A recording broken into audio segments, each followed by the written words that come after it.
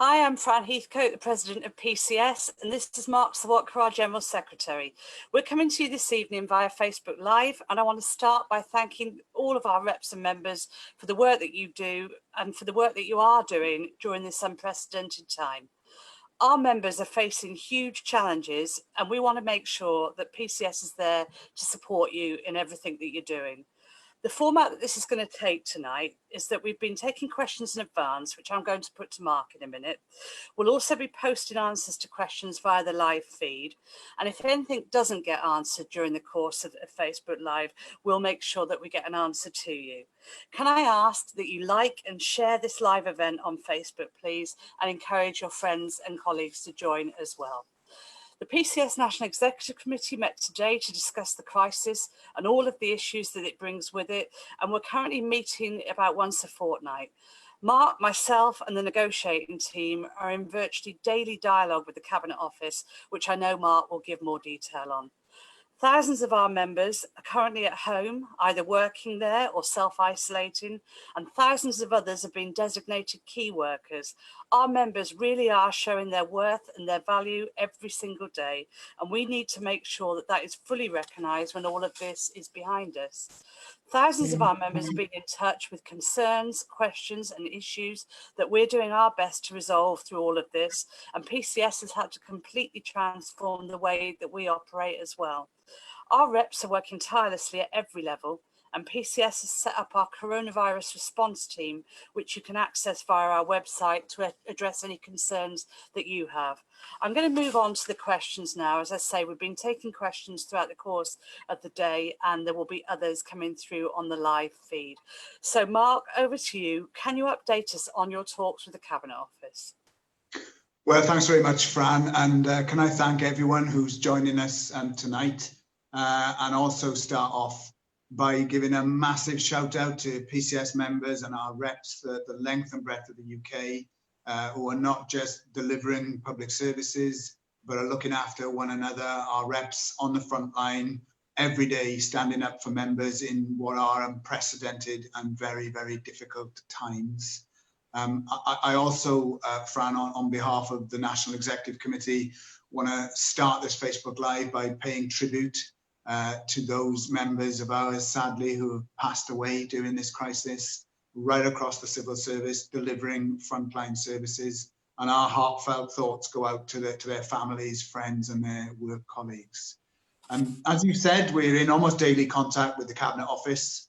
And over the last few weeks, we've covered a massive range of issues. And I know many of the questions tonight will touch on some of that in detail. But what I just wanted to say in opening is obviously COVID-19 has dominated our interaction with the Cabinet Office. And in the last few weeks, we've really dealt with frontline issues, from ranging of offices in HMRC, where sadly someone passed away with COVID-19, where it was only because of the fabulous intervention of our local reps and our negotiators in HMRC that we were able to secure what we wanted, later than we wanted, but ultimately satisfaction in that the office was closed, people were sent home, there had to be a deep clean, and as a result of that, we are now on the verge of getting a national agreement that will cover the whole of the civil service that makes it very clear what is the minimum expectation and safe standard where there has been a case or a suspected case. We've also in recent days, and I know we'll come to this later, had to deal with the fallout of the Passport Office telling its workforce who have been at home now for many weeks that they are expected now to go back into work, and the Passport Office deciding to open offices that had previously been closed. Again, fabulous work done by our reps and negotiators in the Home Office group. And as a result of that, again, we were successful in preventing the reopening of those offices and preventing people being called back into work. And the union has now been engaged in 2 weeks of discussions at Home Office level to ensure the safety of our members. And I should say that our mantra with the Cabinet Office at every time has to be the safety of PCS members and civil servants must be the top priority. And that means for us, we believe that everyone who can be at home should be at home. Those people who do not have the proper equipment, departments need to purchase the equipment, and some have started doing it to make sure more people can get home. So that's dominated the interaction with the Cabinet Office. But I also want to mention that whilst we've been doing that, we've also sought to pursue on members' behalf our very just claim that members deserve more pay, they deserve getting justice on their pensions and getting their pensions overpayment back, and they should have no cuts in terms and conditions, office closure should stop, and redundancy should stop. And as we previously reported, we put an interim set of demands on your behalf to the Cabinet Office. And one of the things we've been tying down in the last few days is trying to get a response off Michael Gove, the Minister, that will enable us to get into negotiations. And I can certainly tell people that as a result of our contact with the Cabinet Office, we now expect Michael Gove's response within the next 7 days. And obviously that's another thing that's been dominating our interaction. Okay, thanks very much, Mark. Can I just remind people, if you're watching this, to like and share it, but also to submit any questions that you have, and we'll make this as interactive as possible. Okay, Mark, what key concessions have been won? Obviously, as we know, we're waiting to some extent for the response from Michael Gove, but have we put in demands that we feel we've won something on? Yes, we have, and I have to say that a lot of these have been won in group negotiations. A lot of them have been won in central negotiations. But if I can just give a flavour of some of the things that have been achieved because of the union. The first one to mention is 80% of civil servants are working from home. That in itself is a really big achievement, because at the start that wasn't the case, and that became a result of the union's intervention. We've also secured a commitment that all staff who can work from home should be allowed to do so. A commitment that members in vulnerable groups are able to stay at home on special paid leave if necessary. We've achieved special leave with pay for carers of vulnerable people. We've had key worker status for many members in departments that has enabled some of our members to access school places. We have pushed the departments to purchase more technological capacity, and I can say that already that has resulted in major departments agreeing to purchase tens of thousands of IT kit to enable more people to work from home. We've got the disregard of sick absence trigger points in relation to COVID-19 for the purpose of pay and managing attendance. And even if people are on half pay or pensionable pay, we can get pay reinstated if their current absence is now for COVID-19. No requirement to obtain medical certificates to confirm a COVID-19 diagnosis. In terms of contracted out workers, significant progress made for the workforce because of our national negotiations. And that has included a commitment that contracting authorities must continue to pay suppliers to protect private sector jobs, and a commitment, therefore, that any supplier that is in receipt of such payments must ensure that their staff and our members are retained and paid in full, including full sick pay. We've achieved flexibility on start and finish times, and an agreement on closure of workplaces that we will finalise in the next few days where there has been a case. And I will just say that although that's a big list, that was only achieved because of the union forcing employers in departments and nationally to make those concessions. And as we're doing this broadcast, Fran, we have thousands of members who have benefited. And recently in the commercial sector, we've seen cases where people who were not going to be paid or be put on statutory sick pay now getting 100% pay as a result of our union's intervention. And we should thank our local reps, group negotiators, and the national team for achieving so much. Okay, thanks very much, Mark. As I said in my opening remarks, the NEC met today. So what did they decide? So two big things dominated our discussion today.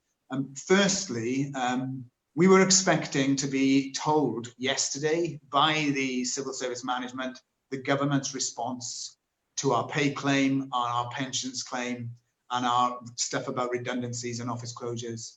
But last night we were told that Michael Gove has now decided he wishes to personally write and respond, and will do so in the next 7 days. So what the National Executive Committee agreed is that we would publicise to members our unhappiness with that situation. The government is saying we are key workers. You know, it is because of our efforts. We have a justice system running, that we have staff at the borders, universal credit paid to millions of people who are claiming. You know, our members in HMRC have just started implementing the government's jobs retention scheme. So if we are key workers, and we know we are, they need to do something about our appalling levels of pay and pension and job security. So the NEC agreed today that the moment we get Michael Gove's reply in the next week, we will convene an urgent meeting, let members know what we have achieved or what we haven't, and then decide an action plan moving forward. But the other and probably more significant thing in terms of immediacy that we discussed was that it's become clear in recent days that our success in getting 80% of people working from home is now beginning to become under threat. Probably as a result of a debate in the heart of government about the balance about keeping people safe and reopening the economy has surfaced in the civil service. And we believe that there are signs in some departments that management have asked the union to start agreeing protocols to get people from home back into the workplace. And the NEC believes that it is a very big possibility that the civil service will change direction in the next few days or weeks and start trying to get people back out of home, back into work. Indeed, in the passport offices, that's exactly what the management tried to do. So the NEC agreed something very important today, and that is simply this. The government's advice is that the best way to save lives and protect the NHS is for people to stay at home. It was repeated even tonight by Matt Hancock on live TV that staying at home is the key, and the government's lockdown remains in place till the 7th of May at the earliest. So our NEC agreed today unanimously that anyone who is currently at home, anyone who's on special leave, working from home, or has been sent home by the employer should not be returning to work, because we believe it is not safe to do so. If the government has put the country in lockdown, it makes no sense to ask PCS members who are currently at home to go back into work. And we will be meeting the Cabinet Office in the next few days in order to demand that as long as the lockdown remains, their position should be to keep people at home and get more of those currently in work at home. And again, the NEC has decided that in the event that the Cabinet Office do not agree that, we will convene an urgent meeting and issue guidance to reps and members as to how we can keep people safe. Because if Boris Johnson and Matthew Hancock mean what they say, which is staying at home saves lives, it cannot be right to force our members from home back into work. Okay, thank you. A common theme that's coming up a lot in the questions is why are staff in some DWP and most HMRC being provided with IT equipment so they can work at home, but others aren't? And Cheryl Westercott has messaged in to say, I want to work from home, but I can't. I'm being forced into the building as they won't give me a laptop. Obviously, we're hearing that a lot. I don't know if there's anything, Mark, you want to say in response to that. Well, certainly we do know that some departments were way behind the curve in terms of having the technology available. So one of the things we've pressed from the very beginning is that people need to be at home. And even if they can't work from home, we've argued that they should still be at home unless they are delivering critical services that can only be done in the workplace, and then they must be safe. So as part of our pressure, I can say that our DWP group has been pressing management and has successfully persuaded the DWP to purchase, I think, 25,000 pieces of IT kit. And that will mean that many people currently who can't work from home will be able to do so. And the issue in the DWP at the moment is not the getting of the kit, but it is making the kit compatible with DWP systems. And there is a delay in how many they can do in any 1 week, which means this is taking longer than we would want. But it will mean over the coming weeks that more people will be able to work from home, and we are pressing that argument across the civil service. What I would say to any individual watching now who is in a workplace who has been told you can't have a laptop, you must be in, make sure you raise it with your local rep. And if you can't get hold of your local rep, contact our coronavirus hotline and we will issue you guidance and we will take that up with your management. And Fran, I would make this point that already many of the comments made to us via our hotline have been raised in Cabinet Office discussions that has resulted in a process starting that's going to address those concerns. So wherever you are, even if it's an individual concern, let us know and we will do everything we can to try and help. Okay, thanks. I mean, it's linked very much to a point made by Chris Bevan that there are people that have been given Surface Pros but choose to come into the office, but putting those that are lucky enough, you know, those that want a Surface Pro and can't get one at risk. So you know, it's obviously a big issue in a number of departments, and we would urge you to make sure you raise it through your local rep, but also, as Mark says, that you use our helpline if that doesn't resolve the issue. There's a question from Katrina Patterson. How are PCS dealing with officers and staff that are not following the guidelines? And obviously that is feedback that we receive where the guidelines around social distancing are just not being followed, Mark. I don't know if there's anything we can say on all of that. So I think what we have to say is, in the first instance, we need to know. So nobody watching this should assume that something that's happened the union necessarily knows about. So if there's a problem in your workplace, first port of call should be your local rep, your local PCS office rep, or your health and safety rep, or your branch secretary. If you cannot find that person or can't contact them, contact the union through the information that will be shown during this broadcast, and we will ensure that somebody contacts you.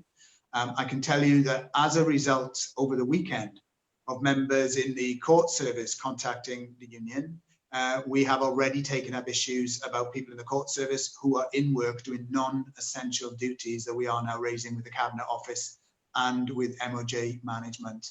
So if you've got a concern, let us know. If we know about it, we will try to help, either by raising it with the relevant management or issuing people advice and guidance. And I should say, Fran, we do hear, obviously from our reps, some of the anecdotes we are picking up are really, really appalling about people reinterpreting what they think social distancing is and who's vulnerable and who's not.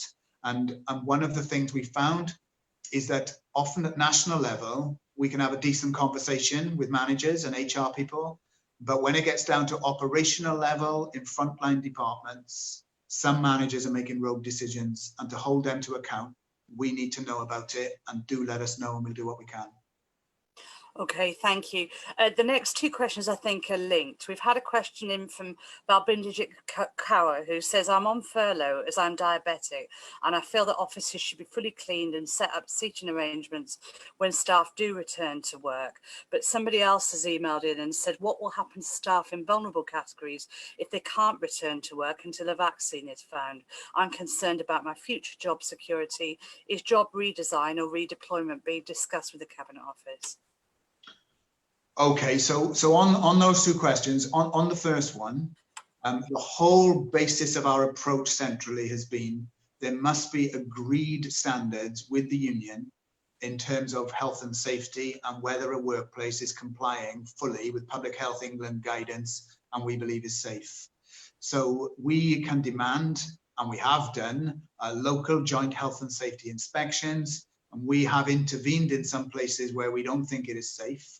And indeed, it was through that route that we successfully intervened to stop the passport offices opening nearly 2 weeks ago. And we have insisted on proper health and safety scrutiny. And in that instance, independent health and safety inspections have been done, and the union has been at the heart of it. Let's be clear here, the advice that matters is Public Health England advice and the government's own advice.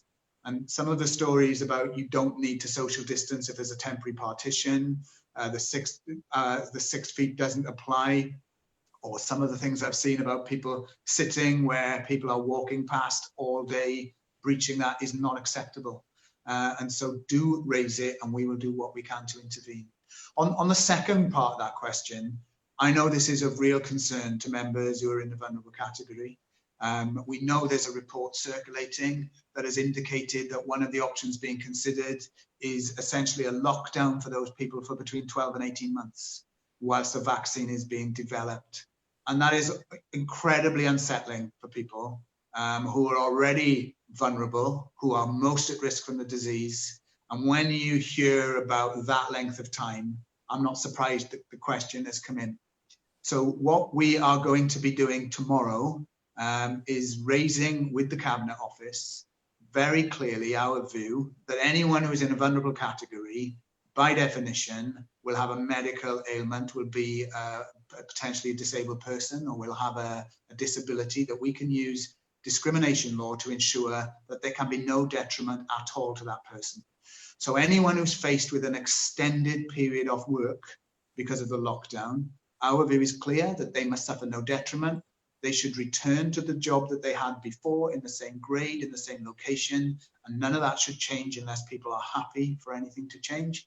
And at the same way we would argue that for people in normal times, we will be arguing for reassurances now. And I think that's a very important point to raise, particularly if this lockdown does go on for an extended period. So I can rest assured the person who's raised that question that we will be putting that to the Cabinet Office tomorrow. Okay, thanks, Mark. Well, keep them coming. We've got lots of questions here already. I think the next two are probably linked as well. The first one, I'm not a key worker and I can't do my job from home. I'm concerned that I'll be asked to return to work to do non-essential work. What are my rights? And then linked to that, Steph Bridges asks, will PCS support workers withdrawing their labour because of an unsafe workplace? So, Mark, I don't know if you want to come back on those. Yes, and these questions go to the heart of where we think we may be entering in a large scale over the next couple of days and weeks if the Cabinet Office change their position to ask people to go back into work. But they are already questions that we have for members who are currently in the workplace or are concerned.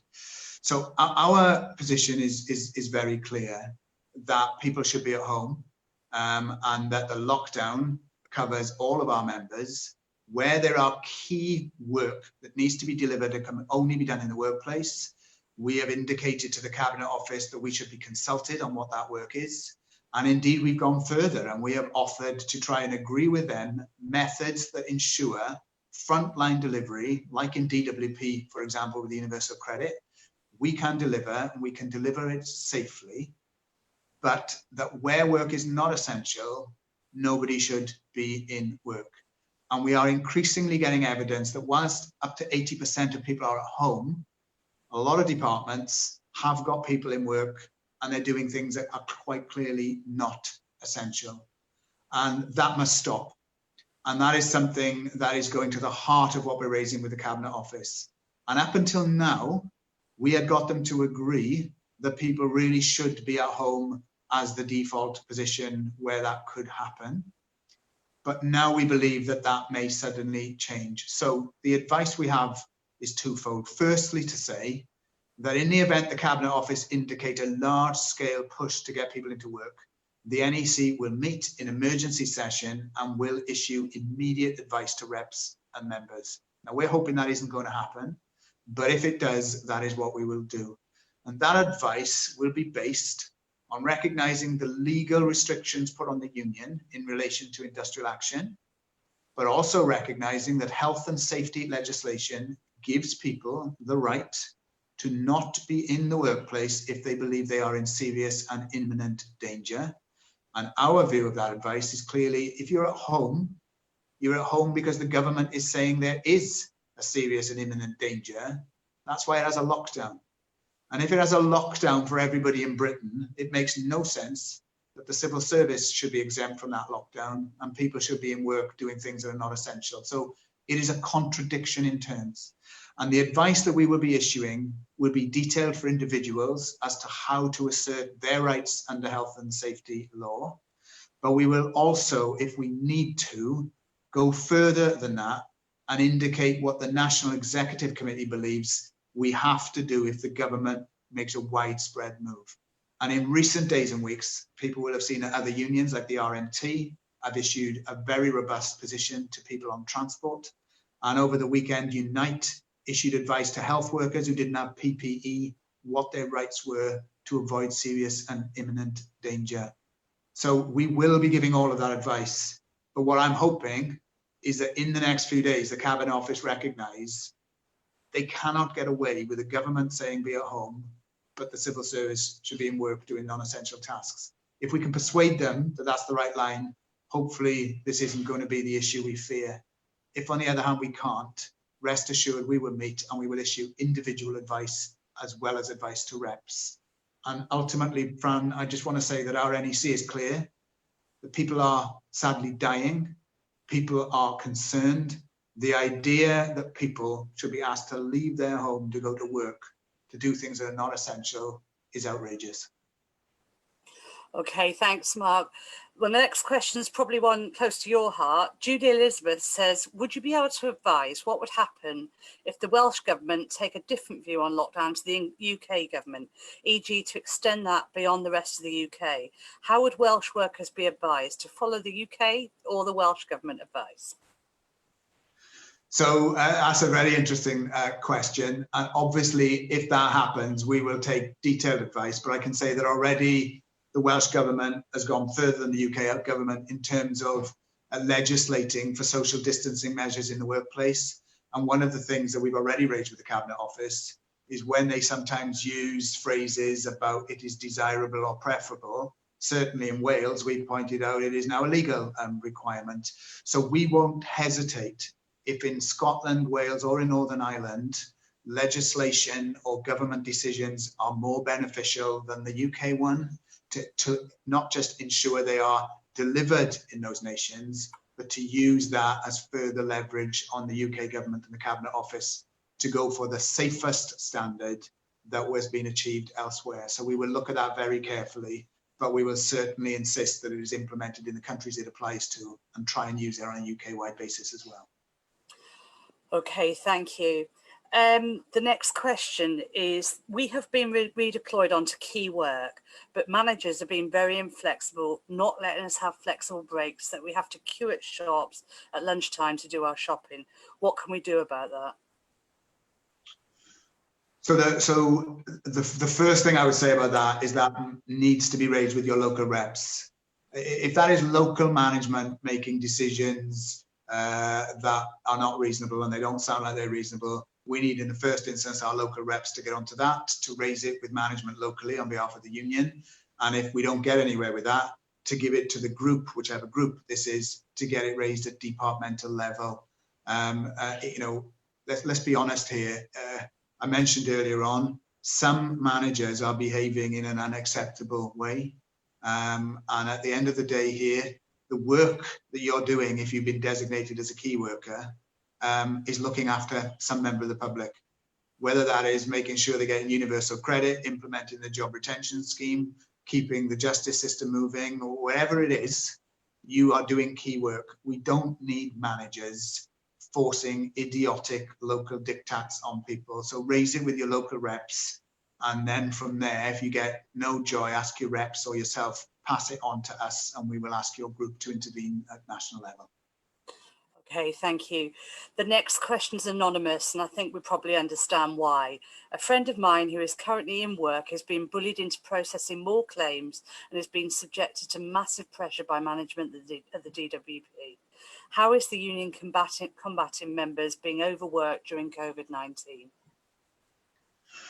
Well, it's very sad to hear, and certainly, Fran, you know better than I do keep in close contact with yourself and Martin Cabana, the group president in DWP. And obviously the DWP is a department that sort of bucks the national trend in terms of 80% of civil servants at home. I think the statistic was used today that in the DWP is the other way around, and then most people are in work. And obviously, you know, whether people are in work or at home, they should not be bullied. They should not be pressured. They have they have rights.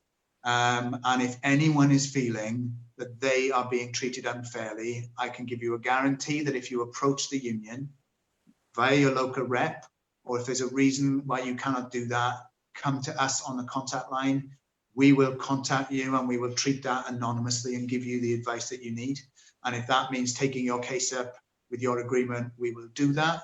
If that means using it anonymously to raise as a broader point, we will do that.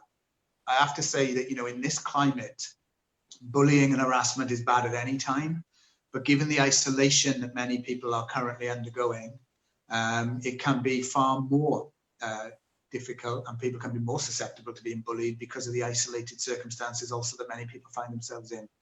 So don't put up with it. You're not on your own. Go to your union and we will try and do whatever we can to help. Okay, thank you. Joe McQuillan McNairn has put in a question. What is being done about parents being forced to attend work when they care for a dependent in a vulnerable category due to school closures, and they also care for elderly parents? So this is a situation we're seeing a lot, isn't it, where people have caring responsibilities, and in some cases more than one set of caring responsibilities, and what they're asking is what can be done about that. So again, in some of those circumstances, we have intervened and got people special leave so that they can be at home to perform those duties. You know, again, the government is pretty clear here that there are people in vulnerable categories. They need to be shielded. There are people in those households who also themselves are often told to stay at home and operate social distancing and to make sure that they can do their bit to help. And so, again, it sounds to me that some of that is overzealous interpretation of what can and cannot be done. If that is a wider issue with a particular employer, we need to know about it to raise it with that employer.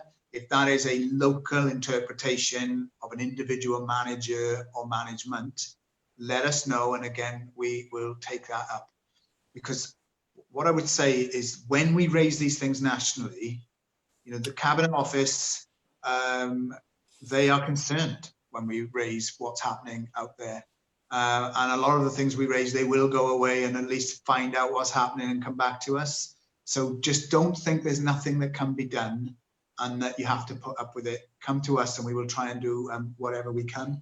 And what I would say, you know, my sympathy goes out to this person, is this, that if people are vulnerable, you know, you already have the weight of your world on your shoulders. You're vulnerable because you are more susceptible to the disease being serious.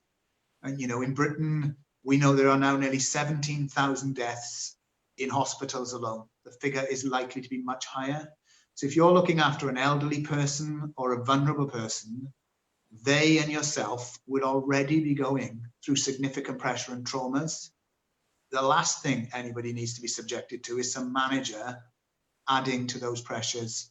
And so it's not acceptable. And do what I'm advising here, local rep, or contact us on the line. And again, we will try and take up what we can. Okay, thanks, Mark. Do you want to outline, Mark, how the union is reorganised to deal with the COVID outbreak? Because obviously we've had to make quite a few changes ourselves, haven't we? And it might be worth just explaining those. Yes, and obviously the union, as soon before the lockdown happened, seeing the way we were going, we put into place very quickly measures that we expect employers to do for PCS members. And so all PCS staff have been working from home, with a tiny exception in our London office, just keeping the office open for some of the tenants who are in the building, the NHS in particular. So we have had people working from home. And obviously we have had to adapt to that pretty quickly.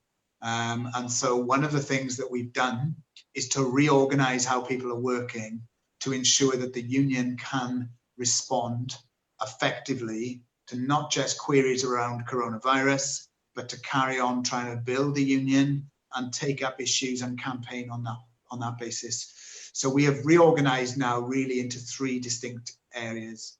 One is more focus on raising industrial bargaining issues with your employer. And so we now have more dedicated staff dealing with issues coming up with employers that we are able to raise with individual employers and ensure that's more joined up to the centre. We've set up a campaign and organising team that are embracing digital technology and innovative new methods to ensure that we are proactively contacting people. I can tell you that we have virtually completed now ringing every one of our 7,000 reps to ask how people are doing, what the issues are, and asking them whether they're prepared to help us move to the next phase of ringing members, because we recognise when many people are at home, people do want to hear from their union. And as a result of doing that, we're picking up more issues, and we are trying on that basis to set up local organisations in the union to ensure that our branches can function digitally, that we can still be there to support for members, and importantly, campaign for things on the ground that are not happening. And I want to make this key point that a lot of tonight has been about what we're raising with the Cabinet Office. But the NEC today is very clear that the reason we're organising the way we are is that sometimes people can't wait for the Cabinet Office and us to meet. And the HMRC example I gave earlier was a very good example of that, where local reps on the ground taking up issues from members was a key part in trying to get the employer to act in a much better way when there'd been a confirmed case. And the final thing, Fran, that we've done is we have set up a coronavirus unit. That is a unit of staff that are dealing directly with queries. Anyone who emails in a query, we now have a system where people are given a number, every case is traced, and from that query, we either send it to the right part of PCS, are able to give an immediate answer, or follow those queries up. And we've also allowed a system to be accessed where thousands of people can now obtain more online information to help find their way through much of what's happening. So I hope that what you get from that answer is we may be working from home, but we are contacting people by phone, answering queries now in a much more systematic way, and ensuring that that allows us to campaign on the ground and raise things with your employer. Okay, thanks very much, Mark, and apologies, I think I got thrown out at one point, but I'm back and there are still lots of questions to answer. Mark, could you also explain about our organising team who are currently ringing reps and members and why they're doing that? Yeah, our organising committee, which is made up of elected lay representatives, that was asked by the NEC to come up with a strategy as to how we can keep the union thriving and active and growing in this period of social distancing. And one of the things we came up with was it was very important to contact our representatives. And so at the moment, we are ringing every one of our representatives. And it's just basically to ask them how they are, whether they're at home or whether they're still in work, what the issues are, and to help them work through how they can best organise their members in a period where many people are no longer at work. And from that, we are going to use new methods, digital methods, urging people to get in touch with members, do communications, and ultimately to be able to organise at the level of where people work, whether that's virtually, if people are at home, or ensuring if people are still in a workplace, that we can still operate as a union. And I want to stress here, therefore, that it is as important, it's more important now, probably, than in normal times, that more people join PCS. I can say that as this crisis has unfolded, more people have joined PCS than previously. The union has started to show signs of growth. And if anyone is watching this tonight, we would urge you, if you know anyone who is not a member of PCS, urge them to join. And anyone who is watching, we would urge you to consider helping us in this period, volunteer, perhaps to ring people, some of your colleagues, because I hope what we're getting across in this Facebook Live is the more we know about the issues, the more we can try and do something about them, whether that's organising on the ground or raising it with employers. And as I've said, it is because of the information we've got so far, how we are able to achieve the things I started with.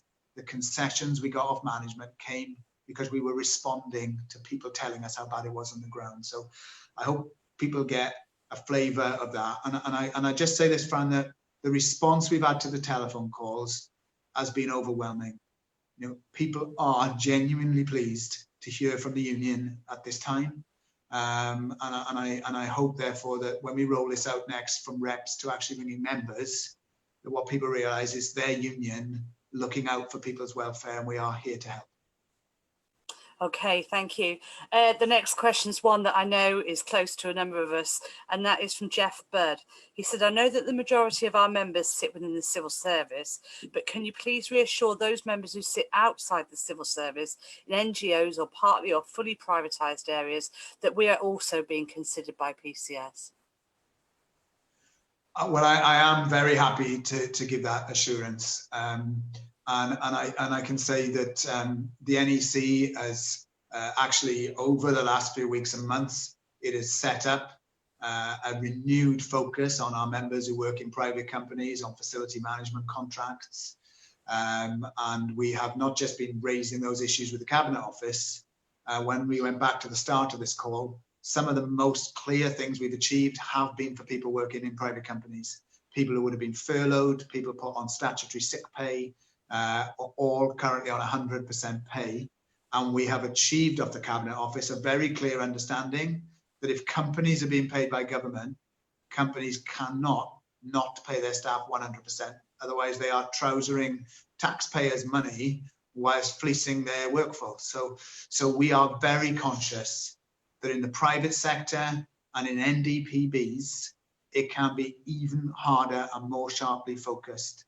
You know, I can say that the NEC today discussed the British Council, and the British Council is an NDPB, a very unique form of funding, and a very real worry that their funding will dry up. That could mean PCS members are furloughed or made redundant.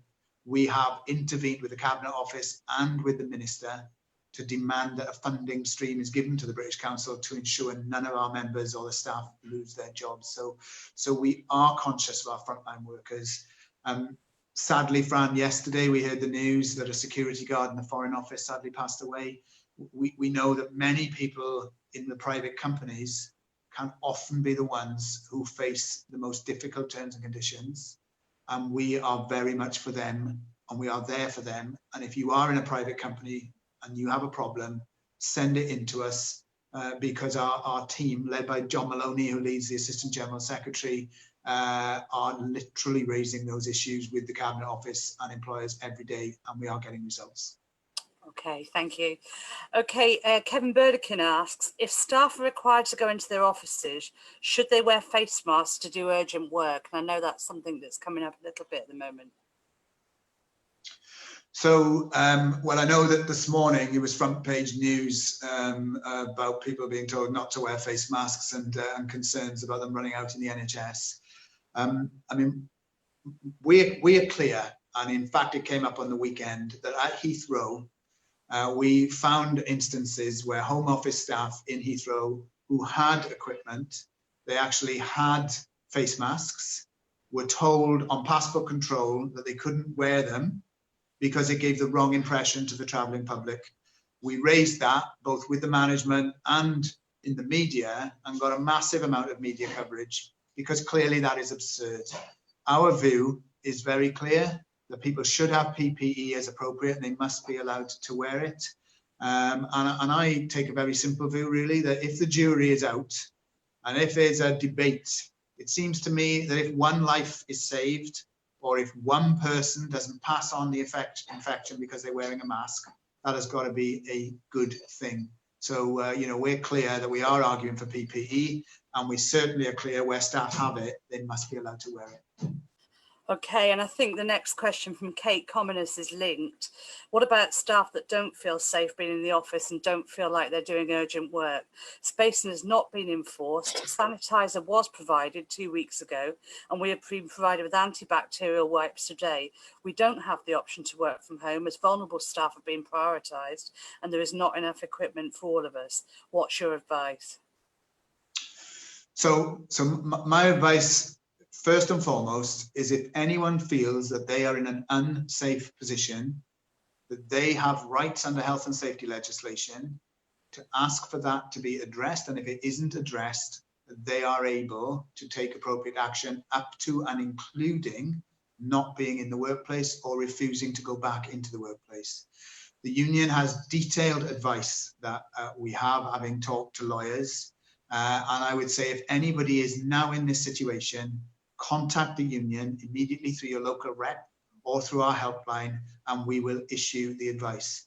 Because the one thing I hope that people have got that we are stressing is, whilst we believe we want everybody who can be to be at home, if for some reason people have to be in work, they must be able to be in a safe environment, which means government guidelines must be followed in terms of social distancing and being able to keep their hands clean, and therefore require soap or hand sanitizer. So if that's an issue, let us know where it is and we will raise that.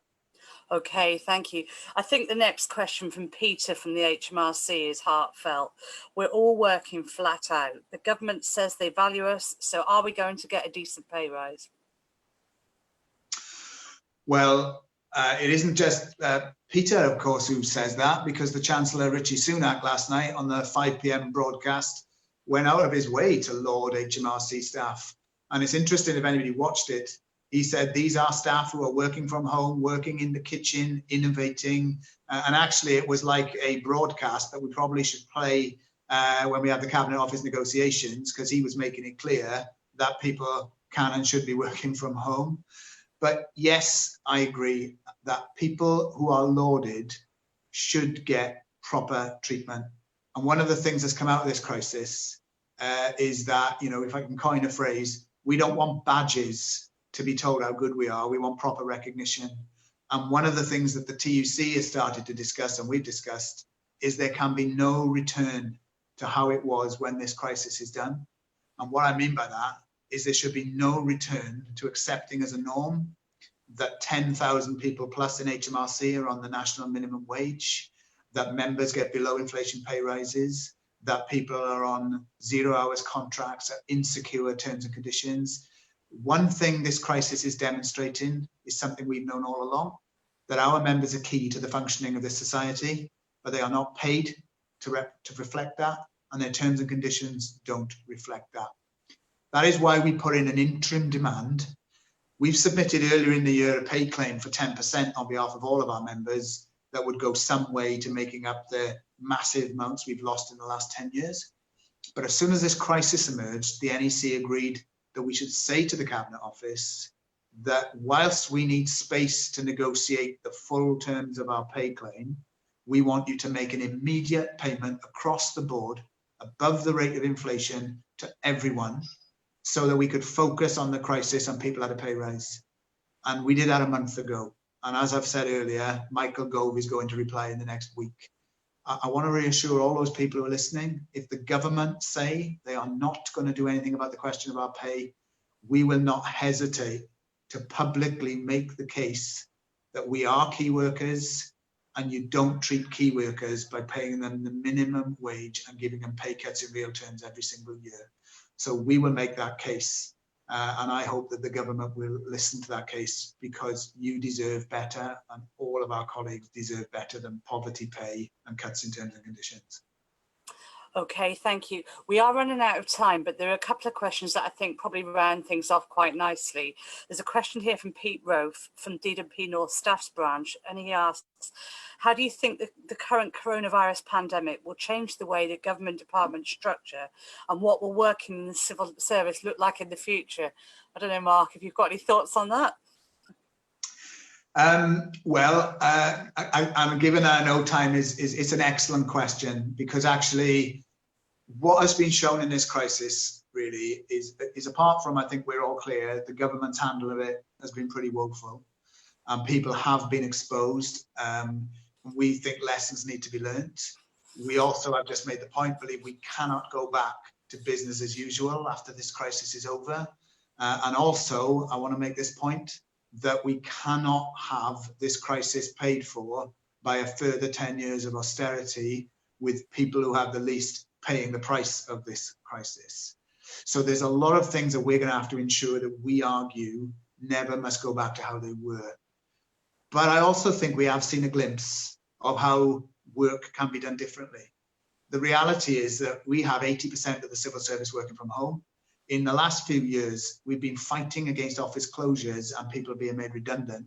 And one of the arguments we've made is we have the technology to make it clear that nobody now needs to be made redundant. That if the department closes an office, people should be able to retain civil service work in the same grade, accessing technology. And this crisis has proved that beyond a shadow of a doubt.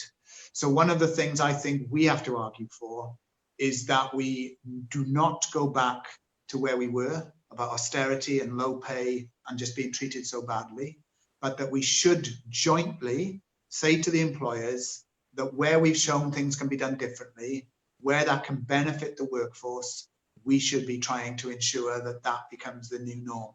And I hope that what comes out of this crisis, Fran, apart from the fact that we should be paid better and have better recognition and secure jobs, and that we should have more of our private sector members renationalised and brought back into the civil service, we finally get to grips with showing that things can be done differently, and where it works for our members, we have more people being able to use technology to work in a way that suits people.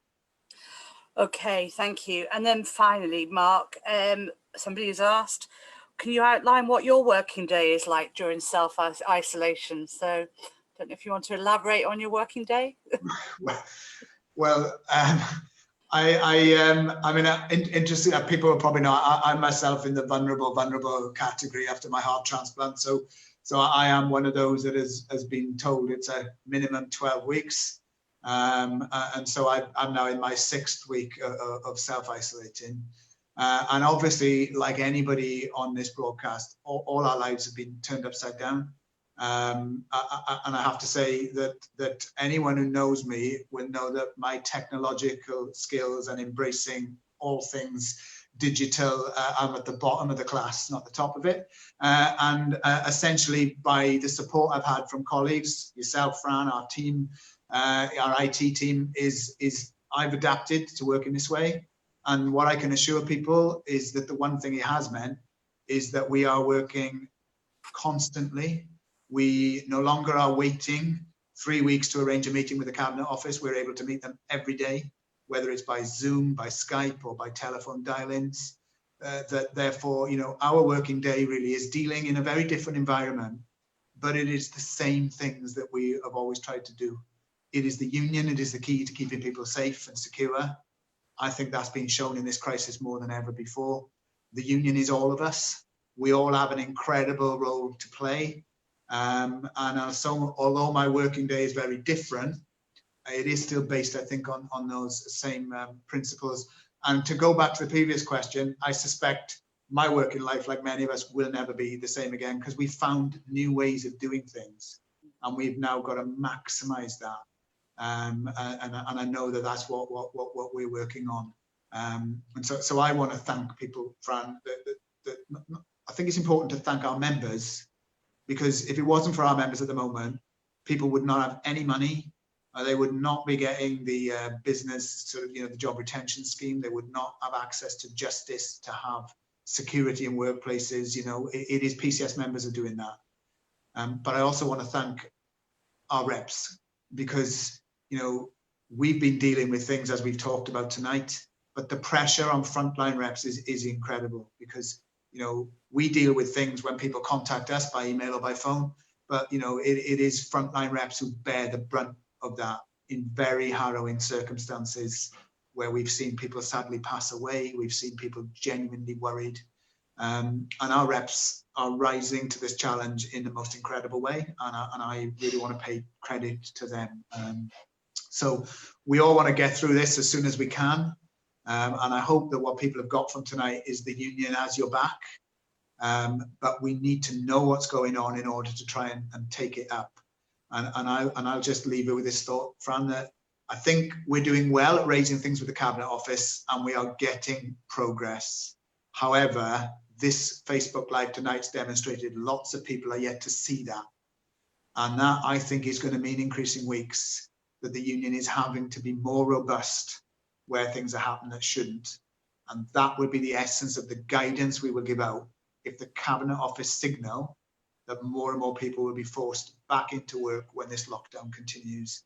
And I know as a union, we can rise to that challenge. So, you know, I hope this given people some reassurance tonight, and I hope that people do get involved in the union, but most importantly, contact your rep or contact us if you have any worry or concern, and we'll do our best to take it up.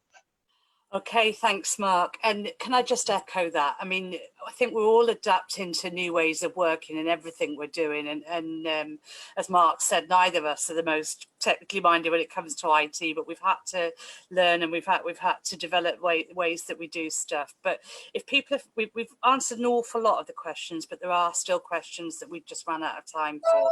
We'll make sure that we get you a response to those questions. But if people have found this useful and it's something that people have taken some value from, then I think we should commit to say that we'll try and do this again, and events like this to try and keep you as up to date as possible. Please keep in touch with us, and we'll make sure that we continue to keep in touch with you. And in closing, I just want to say, on behalf of all of us on the National Executive Committee, stay safe. And if you're talking to people that aren't currently union members, impress upon them the importance at the moment, when we're all facing quite an uncertain future, of being in the union, of sticking together. and what we can achieve if we all pull together and work together. So thank you very much for joining in. Please share it if you haven't done already, and we'll commit to doing more of these if people have found them valuable. Thanks for your time and have a good evening. Good night. Good night. Thank you.